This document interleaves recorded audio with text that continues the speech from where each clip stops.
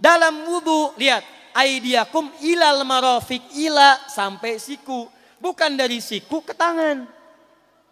Jadi saat kita mengambil air wudu, ambil airnya, tumpahkan dari sini ilal marafiq sampai ke siku ke sini. Makanya kalau wudu Anda benar, coba ingat-ingat, siapa korban dari lisan Anda yang tajam itu? Apakah ibu Anda yang pernah menangis karena lisan Anda? Apakah ayah Anda yang kecewa karena kalimat-kalimat Anda? Apakah tetangga Anda yang menjauhi Anda karena kata-kata kotor Anda? Kalau tiap hari Anda wudu, tapi kemudian lisan Anda masih kotor juga, ada yang salah, Anda cuma menghabiskan air untuk menghilangkan kotoran di lisan.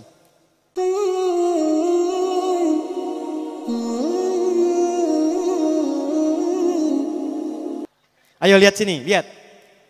Kata Nabi kalau salatnya ingin sempurna dimulai dari wudu.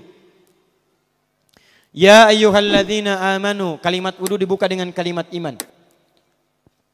Idza qumtum ilas shalah, kalau kamu ingin sempurna dalam menunaikan salat, faghsilu wujuhakum, maka mulai dengan menyempurnakan wudu. Lihat baik-baik, saya tidak bermaksud mengajarkan, hanya mengulang kembali apa yang kita pelajari. Yang pokok dalam wudu itu ada 4. Sisanya sunnah. Awas kalau yang 4 ini tidak sempurna maka batal wudunya. 1, faghsilu wujuhakum, basuh wajahnya. Kalau disebutkan wajah dalam bab wudu, itu tidak ada yang lain kecuali bagian tampak muka. Gitu ya. Kalau yang punya jenggot, itu termasuk janggutnya di selai-selai. Kalau bapak kalau tidak punya jenggot atau belum punya jenggot, tidak usah maksa. Karena sunnah dalam hadis jenggot itu sunnah merawat, bukan menumbuhkan. Silakan buka tentang babul liha, bab jenggot. Itu hadis-hadis tentang sunnah jenggot, sunnah merawat. Merawat bagi yang punya jenggot. Tapi yang tidak punya jenggot jangan dipaksakan. Beli arang, sok. Beli timun, tidak usah. Ya, tapi kalau ada jenggotnya silakan rawat dengan baik supaya menampakkan nilai-nilai kemuliaan. Tahan. Sekarang kita mulai. Bagaimana cara berwudu yang baik? Perhatikan baik-baik. Kata Quran faghsilu, membasuh wajah, kalimat Qurannya menggunakan kata ghasala. Ghasala itu ambil airnya, tumpahkan di tempat yang dibasuh. Ambil airnya, tumpahkan di tempat yang dibasuh. Mohon izin, tahan sebentar. Mas, sini mas. Punten ya, yang kan bantosan, kadia sekedap. Sifat wudu cuma ada 3. 1, pakai keran. 2, pakai gayung. 3, air yang mengalir. Ya, seperti di sungai ada air mengalir itu nggak ada masalah. Tapi kalau menggunakan gayung atau semisalnya, Nabi itu diriwayatkan dalam hadis itu sangat menghemat air. Bahkan pernah beliau kemudian berwudu, kalau kita kemudian hitung itu hanya sejumlah pak, seaqua gelas pak, cukup. Atau yang kedua menggunakan keran ya. Kalau sekarang kita ada keran, contoh ini kerannya. Ya, kerannya agak tinggi sedikit. Dan kita sesuaikan. Ambil airnya. Misal contoh, ghasala itu bukan ditumpahkan, ambil air, tumpahkan di tempat yang akan dibasuh begini. Yang telunjuk itu kemudian menghapus atau menghilangkan kotoran di sela-sela mata, contoh. Yang jempol menghilangkan kotoran di sela-sela telinga bagian belakang di sini. Ya. Kalau misalnya saya mulai ambil airnya, kemudian saya tumpahkan di sini. Yang telunjuk membersihkan di jari-jari di sini, di sela-sela mata. Yang jempol kemudian membersihkan di sela-sela di bawah telinga sini. Kemudian di selesai. 1. Tahan sebentar ya, ini praktek dulu sebentar. 2. Wa aidiakum ilal marafiq, ini yang sering keliru. Dan tangan sampai siku. Ingat, tangan bahasa Arabnya yadun. Tapi dalam ibadah itu selalu diberikan batas. Misal, ini kafun. Ini asabi'. Ini sampai sini rusghun. Sampai sini Bapak Ibu sekalian, ini namanya mirfaq, jamannya marafiq. Sampai sini katif. Dari sini ke sini itu yad, tangan. Dalam bab salat, bab wudu, bab ibadah, tidak pernah Al-Quran dan hadis menyebutkan tangan kecuali diberikan batasnya. Contoh, kita saat akan takbir, Allahu Akbar. Lihat An-Nasai nomor hadis 886. Kata Nabi, fawadu'a kaffahul yumna. Maka orang sholat itu meletakkan telapak tangan yang kanannya alal yusra, di punggung yang kirinya. Jadi begitu takbir, Allahu Akbar, yang kanan meletakkan di punggung kiri. Apa batas meletakkannya? Cuman sampai 3. 1, yang telapak ke punggung begini, jadi boleh begini. Yang kedua, pergelangan ketemu pergelangan begini. Rusgun ala rusgin. Jadi begitu takbir, Allahu Akbar, ini boleh. Tapi nggak usah diukur Pak ya, jangan telat. Allah. Pas, cepat. Boleh nanti lebih sedikit ke sini. Yang tidak boleh, awas ini dilarang dalam hadis. Yang tidak boleh kata Nabi, jangan engkau bersedekap seperti orang sombong. Kata para ulama bagaimana? Ketika tangannya bertemu dengan mirfaknya begini. Nah ini awas sedekap yang dilarang, hati-hati. Kadang-kadang ada orang menes ke puncak subuh-subuh sholatnya begini. Ya, awas nih. Cuman 3 kalau tidak begini, begini atau begini. Dan saat mengangkat itu cepat Pak. Hadisnya cepat. Fa wadu'a. Fa itu di ilmu nahu harfu atfin rabitin baina syai'aini bila hudud. Huruf yang menyambungkan 2 peristiwa tanpa jeda, cepat. Jadi antara mengangkat dengan meletakkan langsung angkat Allahu Akbar. Tidak ada gerakan lain. Maaf, saya tidak bermaksud menyalahkan. Saya alhamdulillah ada koleksi 1235 kitab hadis. Saya mencari gerakan dari ngangkat ke meletakkan begini, tidak menemukan gerakan lain. Karena itu jangankan hadis-hadis yang sahih, di kitab hadis palsu pun pemalsu hadis tidak tertarik memasukkan hadis ini. Saking jelas jadi saat mengangkat langsung begini. Kenapa saya penting terangkan? Karena ada sebagian saudara-saudara kita merasa tidak enak, Ustadz, kalau saya takbir masa kiri duluan? Sedangkan kiri kurang bagus, yang bagus kanan. Saya mah pengennya begini aja lah. Begitu takbir kanan duluan baru tutup dengan kiri. Jadi begitu diangkat Allah kanan masuk kiri begini tutup. Kadang-kadang kaki naik dikit. Nah itu maaf, saya tidak bermaksud menyalahkan tapi saya belum menemukan hadisnya. Dan pemalsu hadis pun tidak tertarik memalsukan hadis ini karena saking jelasnya angkat tutup. Jelas ya? Nah sekarang lihat sini.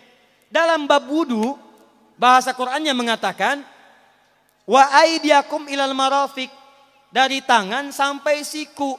Ila dalam ilmu nahu harful ghayah, huruf yang menunjuk pada tujuan, batas dari ke. Ana minal an sa'adhab min Menes ila Bekasi. Saya setelah ini akan pergi dari Menes ke Bekasi. Jadi saya berangkat dari mana? Menes. Tujuannya kemana? Bekasi. Tujuan dalam bahasa Arab menggunakan ila, harfu ghayah. Dari Menes ke Bekasi. Menes ila Bekasi.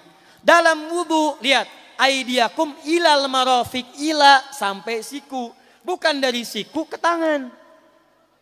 Jadi saat kita mengambil air wudu, ambil airnya, tumpahkan dari sini, ilal marafiq sampai ke siku ke sini.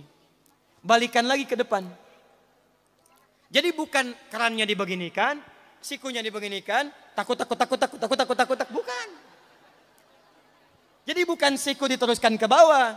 Yang tepat itu ambil airnya, kemudian basuh dari sini sampai dengan ke sikunya. Hati-hati, ini ada maknanya. Dan jika benar di hadis Muslim, jika orang wudunya benar seperti ini, maka bersamaan dengan jatuhnya air wudu itu, jatuh pula dosa-dosa dan kotoran yang melekat pada anggota tubuhnya. Tidak cukup dengan amin, nanti kita lihat dulu. Teruskan, saya baru caranya dulu nih. Awas. 3. Wamsahu biru'usikum. Wamsahu, lihat.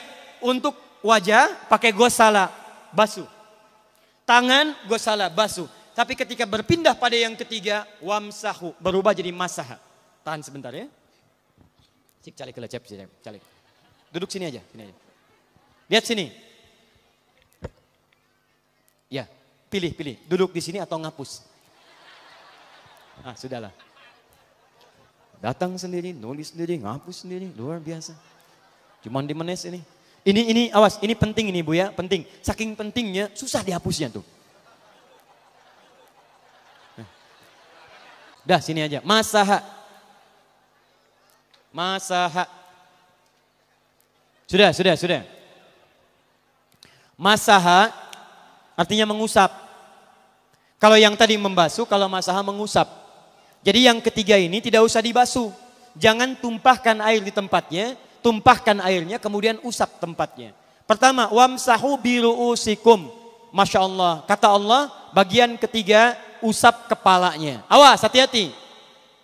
Tangan selesai pindah. Pindah kemana? Bukan ke rambut tapi kepala. Kepala. Jadi dalam bab wudu yang diusap bukan rambutnya, kepalanya. Itulah keadilan Allah. Kalau yang diusap kepalanya, semua manusia yang hidup pasti punya kepala. Tapi kalau yang diusap rambutnya ada ketidakadilan karena tidak semua orang punya kepala, punya rambut. Tuh. Nah sekarang lihat sini. Ketika kita diminta mengusap kepala, bahasanya masaha. Masaha itu begini. Ini saya punten. Bismillah. Ini ya.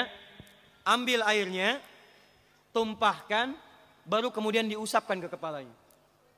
Paham ya? Kalau yang gosala, ambil, tumpahkan di tempat yang akan dibasuh. Tapi kalau masaha, hati-hati. Ambil airnya, tumpahkan, baru diusap. Jadi bukan diambil air, tumpahkan di kepala begini. Paham? Nah, tahan sebentar. Dan ini menggunakan huruf ba, Masya Allah. Ba, lihat, wajah tidak pakai ba. Tangan tidak pakai ba. Tapi khusus untuk kepala pakai ba. Wamsahu bi. Huruf ba dalam ilmu nahu. Coba dibuka yang suka ngaji. Buka kitab Bughnil Labib an Kutubil A'arib. Halaman 29 sampai dengan 59. Di situ ada penjelasan karya Ibnu Hisham Al-Ansari. Ibnu Hisham Al-Ansari. Itu ada penjelasan tentang makna huruf ba. Huruf ba itu punya 14 arti dalam bahasa Arab. Ada ilsaq, ada istighraq, ada muhabah, ada ba li tab'id. Ba li tab'id dibagi dua. Tab'id ma'al hudud wa tab'id bila hudud. Ini informasi saja, Pak. Bahasa Arab itu luar biasa. Ada mahasiswa kita orang Indonesia belajar di Kairo di Mesir di Al-Azhar. Ngambil S3. Bahasannya nulis disertasi, bahasanya tentang makna huruf ba di ayat wudu. Wamsahu biru'usikum. Dibahas, hanya membahas huruf ba, Pak, satu huruf itu dapat doktor, dapat S3. Ayo silahkan yang belum S3, ada huruf ta, ada huruf fa, ada huruf jim sampai huruf ya, masih banyak tuh. Nah yang ba ini, ba, kenapa pakai ba? Kata para ulama dari huruf ba yang 14 ini ada 3 makna yang diterapkan dalam ayat wudu. Satu istighraq. Istighraq itu membasuh keseluruhan. Jadi kalau kita ingin wudu, ambil airnya tumpahkan, basuh keseluruhan dari depan sampai ke belakang begini. Balikan lagi. Yang kedua, at-tab'id ma'at tahdid. Sebagian tapi dengan batas. Kata Imam Asy-Syafi'i, di mana batasnya ubun-ubun? Diboleh kalau kita mau wudu, misalnya ibu tidak bisa membasuh keseluruhan. Sedang pakai kerudung misalnya, jilbab nggak bisa dibuka. Tempat wudunya terbuka. Anda tinggal ambil air wudu, kemudian tumpahkan sedikit, boleh diusapkan bagian kepala sampai ubun-ubun. Sah wudunya. 3. At-tab'id min duni tahdid. Sepanjang disebut bagian kepala. Masuk kepala nggak ada batas. Ini kepala bukan? Ini kepala? Ini kepala? Nah, jadi kalau Anda berwudu mengusap bagian kepala, itu sudah sah. Walaupun bagian tertentu diusap di kepalanya. Kapan ini dipraktikkan? Kata Imam Malik, kata Imam Abu Hanifah, ini dipraktikkan kalau seorang memiliki satu sakit di kepalanya yang tidak memungkinkan dibasuh keseluruhan. Misal, mohon maaf, ya ada orang misalnya, mohon maaf ya, tiba-tiba sedang jalan di kebun, tuh jatuh duren. Bu, anak duren ya, jangan durennya yang besar. Tiba-tiba nimpa misalnya, duren teh bahasa rangatnya kadu, Bu, ya, kadupak, kaduhung, ya dan seterusnya. Kadu, nah, nimpa kepalanya, bocor misalnya. Kemudian dalam bocor itu diperban, kata dokter tidak boleh kena air. Saat bagian kepala yang tidak boleh kena air itu bukan berarti wudunya kemudian bisa batal atau boleh tayamum karena tidak bisa mengusap kepala. Kata para ulama, boleh dia mengusap bagian kepala yang lain yang tidak terluka. Itulah kenapa Allah memberikan huruf ba di sini untuk kemudahan bagi kita dalam menunaikan wudu. Tapi pastinya yang dibasuh kepalanya bukan rambutnya. Jadi kalau ada laki-laki sudah dandan, sisiran, rapi, tiba-tiba keran dibuka, yang diusap cuma rambutnya, ulak. Nah, itu batal wudunya. Tidak sah. Harus diulang. Terakhir kaki. Kaki dibasuh sampai dengan bagian mata kakinya, dan ini tidak perlu saya terangkan karena mudah bagi kita untuk mempraktekannya. Tapi yang ingin saya jelaskan satu ini saja. Perhatikan baik-baik. Yang 4 ini wajib wudhu. Tambahannya sunnah. Niat dimasukkan dalam wajibnya. Lihat sini. Kumur-kumur sunnah. Telinga sunnah. Istinsyak sunnah. Yang 4 ini wajib. Tapi terlepas dari wajib dan sunnahnya, perhatikan baik-baik. Kenapa ini disebut dengan wudhu? Dan hebatnya Al-Quran mengistilahkannya dengan toharah. Toharah. Apa itu toharah? Apa itu suci? Toharah. Apa itu toharah? Suci. Apa itu suci? Toharah. Ada toharah, ada nadhafah, itu beda. Kalau nadhafah, bersih luarnya, tapi belum tentu bersih dalamnya.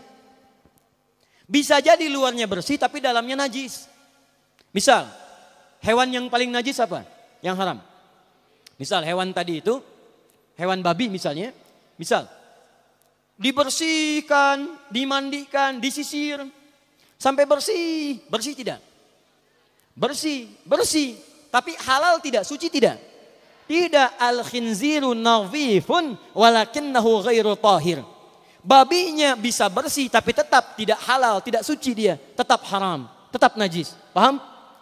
Tapi kalau bersih luarnya dan suci dalamnya, maka kalimatnya berubah dari nadhafah jadi toharah. Toharah. Orangnya disebut dengan tahir. Kalau rajin dikerjakan disebut dengan mutatahhir. Wudu dalam Quran disebut dengan toharah. Seakan-akan memberikan pesan, maaf, orang yang wudu itu bukan hanya bersih fisik luarnya saja. Jadi kalau orang wudunya bersih, bukan cuma wajahnya yang bersih. Kalau wudunya benar, bukan kotoran di tangan saja yang hilang. Tapi mohon maaf, fisik dalamnya itu ikut suci. Fungsi tangannya jadi bersih, fungsi wajahnya jadi bagus, fungsi lisannya jadi bagus. Makanya kata Nabi, kalau orang benar wudunya bersamaan dengan air wudu yang menetes, maka tumpahlah kotoran-kotoran di bagian fisik-fisik tubuhnya. Jadi kalau kita benar wudunya kumur-kumur, kukumur, masukkan misalnya masukkan, keluarkan, bersamaan dengan keluarnya air itu, maka kotoran-kotoran di lisan pun ikut keluar. Tangan dibasuh, bersamaan dengan dibasuhnya tangan, fungsi tangan yang kotor-kotor itu ikut hilang. Hadis Muslim. Makanya orang yang setelah selesai wudu dia berdoa, apa wudunya? Apa doa wudunya? Asyhadu an la ilaha wa asyhadu anna Muhammadan Allahumma minat waj'alni minal, lihat sini, minal mutatahhirin, minat tawabin. Lihat. Bapak Ibu kan baru wudu, tapi kenapa doanya selesai tobat? Allahumma ja'alni minat tawabin. Ya Allah, jadikan saya termasuk orang tobat. Kita kan baru wudu, kenapa doanya baru selesai tobat? Sedangkan tobat itu mengakui kesalahan, menyesali kesalahan, dan berjanji meninggalkan yang salah, mengganti dengan yang baik-baik. Makanya kalau orang wudunya benar itu, begitu dia kumur-kumur, dia ingat kesalahan apa yang dikerjakan oleh lisan ini. Jadi begitu kemudian ditumpahkan airnya, hilang kotorannya. Maaf, yang suka mencela wudu, selesai wudu tidak akan mencela lagi karena tobat dari celaan. Makanya kalau wudu Anda benar, coba ingat-ingat.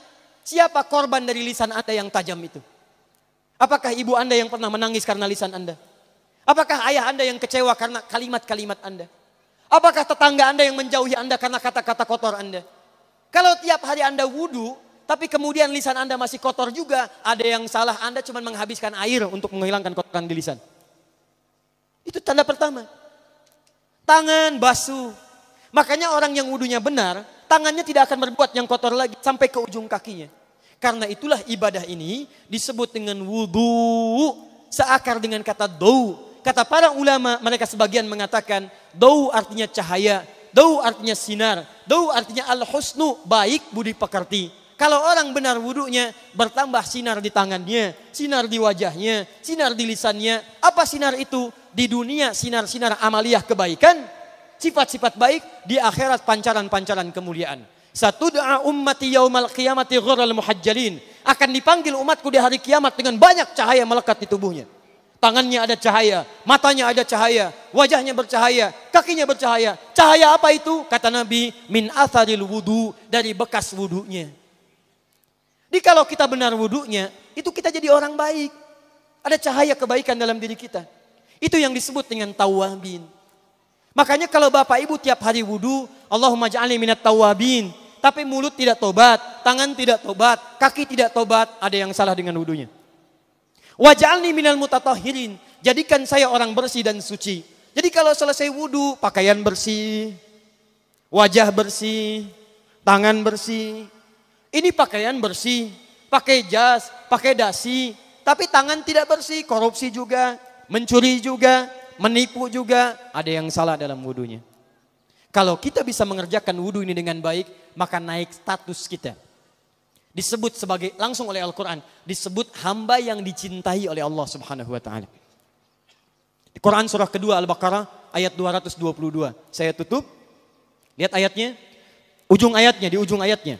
Innallaha yuhibbut tawwabina wa yuhibbul mutatahhirin.